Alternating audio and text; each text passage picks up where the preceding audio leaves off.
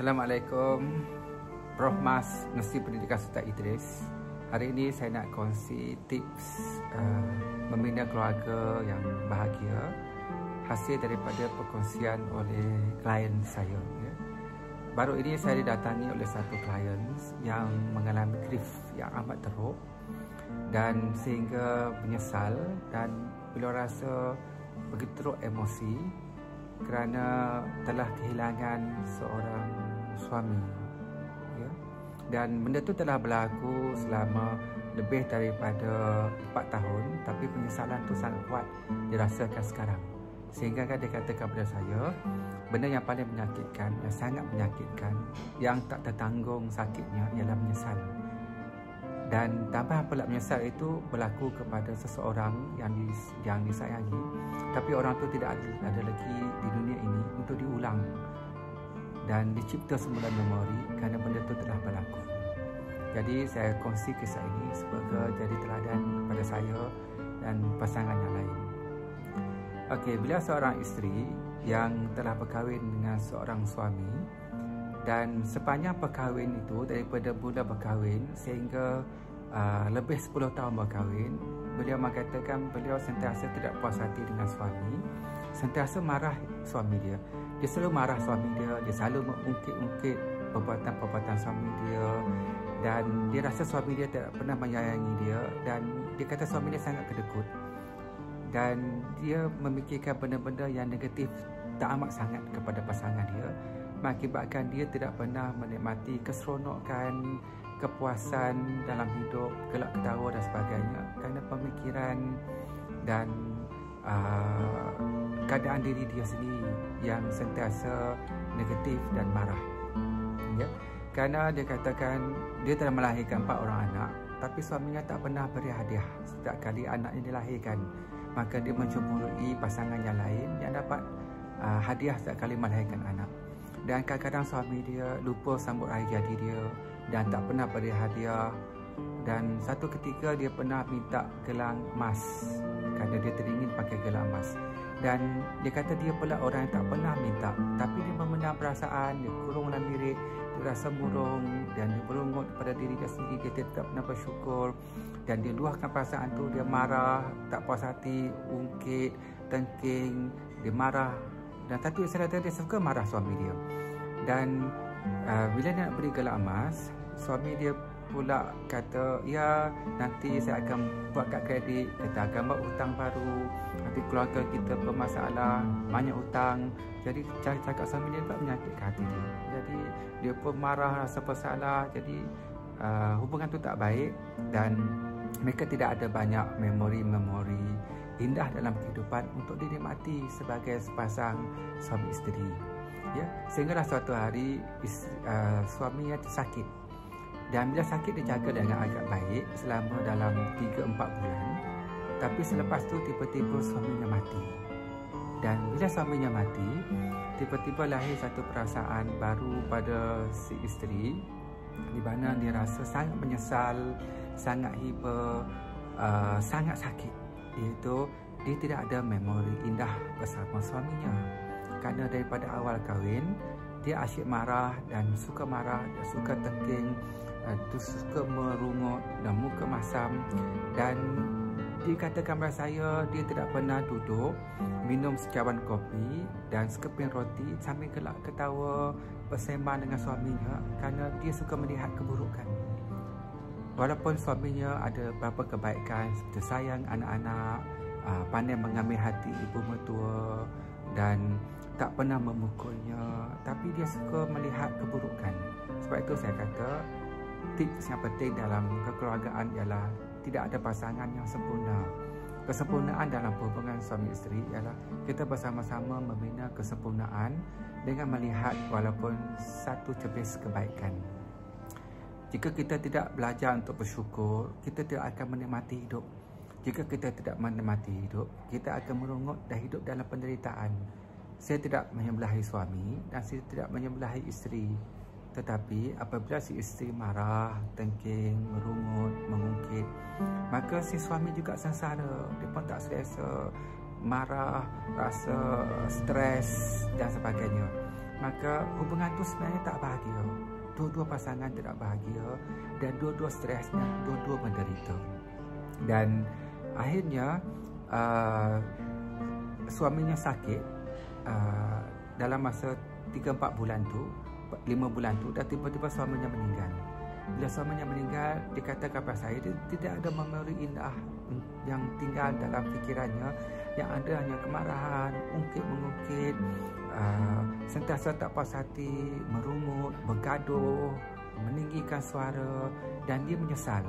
Dan dia kata kepada saya, sebenarnya dia sayang suami dia dan sebenarnya dia mencintai suami dia, tapi kerana dia sentiasa fokus kepada tak puas hati, marah, dan dia sentiasa marah, dan akhirnya dia tidak ada masa memori indah bersama orang dia sayang, dan dia tidak ada memori gelak ketawa, dan dia rasa dia tak buat yang terbaik kepada suami dia, sehinggalah saat akhir suami dia meninggal dunia. Jadi dia kata kepada saya, pengalaman tidak ada memori indah, dan yang ada hanya memori buruk dan negatif, dan menjadi penyesalan bila suaminya tidak ada, sangat menyakitkan, dan kesakitan itu tidak ada taranya dan tidak ada ubatnya, dan beliau menanggung penyesalan seumur hidupnya sehingga menjadi grief dan mendapat sedikit kemurungan. Dan akhirnya bila dalam keadaan kehidupan suaminya, isterinya itu, suaminya berkahwin lagi satu, dan akhirnya dia kata dia tak salahkan suami dia kahwin lagi satu. Bila dia renung balik, salah pada diri dia kerana dia marah, dia mengungkit, dia tengking, kehidupan mereka tidak bahagia dan suami kahwin lagi satu. Dan akhirnya ada konflik dalam keluarga, dan suaminya ada masalah keuangan, tak boleh bayar bulanan rumah, dan dia marah pada suami dia, dan suami dia pun ada masalah, walaupun dia ada duit, dia tak bayar rumah tu. Dan akhirnya suami tak boleh bayar, dan akhirnya rumah tu dilelong oleh bank. Walaupun ada duit, dia tak bayar rumah tu, dan akhirnya rumah tu dilelong. Bila dilelong, akhirnya dia tidak lagi mampu membeli rumah baru kerana harga telah tinggi, dan dia terpaksa menyewa sampai sekarang. Maksudnya ialah kerana dendam, kerana kesumat, kerana tidak puas hati, akhirnya pasangan keluarga ini telah kehilangan aset yang sangat penting, iaitu rumah sendiri dalam keluarga. Dan akhirnya suaminya ada masalah dan bercerai dengan isterinya yang baru dan balik kepada beliau. Tapi beliau tetap marah, tengking, tak puas hati, mengungkit lagi teruk, dan akhirnya suaminya sakit dan meninggal dunia. Sebab itu tuan-tuan, tipsnya ialah kita kena sentiasa melihat sudut baik pasangan kita. Bila kita sedap lihat sudut baik pasangan kita, macam dia kata suami dia sayang anak-anak, ambil berat anak-anak, pandai ambil hati mak mentua dia, dan tak pernah pukul dia, dan kadang-kadang tolong dia masak, itu adalah perkara baik. Tapi kalau dia tidak menikmati, maka dia lihat buruk, maka dia tidak menikmati kehidupan itu. Seperti mana kita ingin berumah di tepi pantai. Lepas berumah di tepi pantai, kita merungut, kita ingin berumah di atas bukit.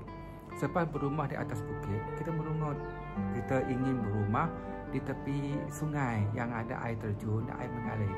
Lepas berumah di tepi sungai, kita merungut, kita nak berumah pula di taman bunga yang ada bunga, yang mekar, yang ada bunyi burung. Sebab berumah di taman bunga yang ada bunga dan bunyi burung, kita ingin pula menambah perabot, alat-alat dalam rumah, benda-benda lain yang lebih meronokkan. Kita sentiasa nakkan benda baru, sentiasa merungut. Jadi sampai bila kita nak menikmati hidup, nak menikmati keceriaan, kebahagiaan, sentiasa merungut, nakkan lebih baik, nak lebih baik, sehingga kebaikan, kenikmatan yang sedia ada sekarang ni kita tak menikmati. Inilah yang berlaku kepada si isteri ini, di mana dia tidak melihat langsung sudut baik suaminya. Jadi dia hanya memendam perasaan dan dia marah, dan dia tak ada memori baik, dan dia kata pada saya dia tidak pernah buat baik pada suaminya, dan tidak ada memori baik, dan dia tidak membuat yang terbaik untuk orang yang dia sayang dan cintai, sehinggalah orang yang dia sayang dan cintai itu meninggal dunia. Dan akhirnya dia menyesal kerana tidak sempat berbuat baik. Sebab itu dalam pasangan suami dan isteri, kita tak tahu siapa yang akan pergi dulu. Mungkin si isteri akan meninggal dulu, mungkin ada si suami yang meninggal dulu. Sebab itu dalam perhubungan, kita sentiasa kena merasakan, membayangkan inilah hari yang terakhir, inilah perhubungan yang terakhir, inilah sweet memory yang terakhir. Kita bersama pasangan yang kita perlu cakap baik-baik, buat baik-baik dan simpankan memori yang terbaik untuk setiap pasangan, untuk memori anak-anak dan orang tersayang, supaya bila kita tidak ada ataupun pasangan tidak ada, yang ada hanya memori-memori indah. Dan kita pun telah puas hati dan penuh kebahagiaan kerana kita telah lakukan yang terbaik. Kita telah membuat terbaik untuk orang-orang yang kita sayang. Maka waktu itu tidak ada lagi penyesalan. Yang ada adalah kepuasan hati dan keseronokan. Maka kita telah lakukan yang terbaik. Dan dalam memori kita hanya memori-memori indah. Gelak ketawa, senyum, makan bersama, pergi melancong, bergurau senda. Maka kita akan senyum walaupun tinggal berseorangan. Dan kita rasa pasangan kita hidup dalam memori kita dengan cahaya, warna-warni dan kegembiraan. Tapi jika tidak ada benda ini, maka yang ada adalah penyesalan. Dan macam mana diceritakan oleh klien saya, perkara yang paling menyakitkan, perkara yang tidak boleh maafkan diri dia, yang menghukum dia sehingga hari ini adalah penyesalan. Dan sangat sakit kerana dia tidak ada memori indah dan tidak berbuat baik pada orang yang dia cintai, yang bersama-sama hidup bersama dia. Oleh itu, semoga kisah ini dan tip ini menjadi panduan pada kita untuk membina hubungan yang baik antara suami dan isteri, dan kita fokus kepada perkara-perkara yang indah dan kelebihan yang baik supaya kita menikmati here and now dan tanpa merungut dan nikmati apa yang ada. Yang lain pun kerja Tuhan akan menambahnya sedikit demi sedikit. Yang penting kita bersyukur dan menikmati kesyukuran itu walaupun secawan kopi dan sekeping roti.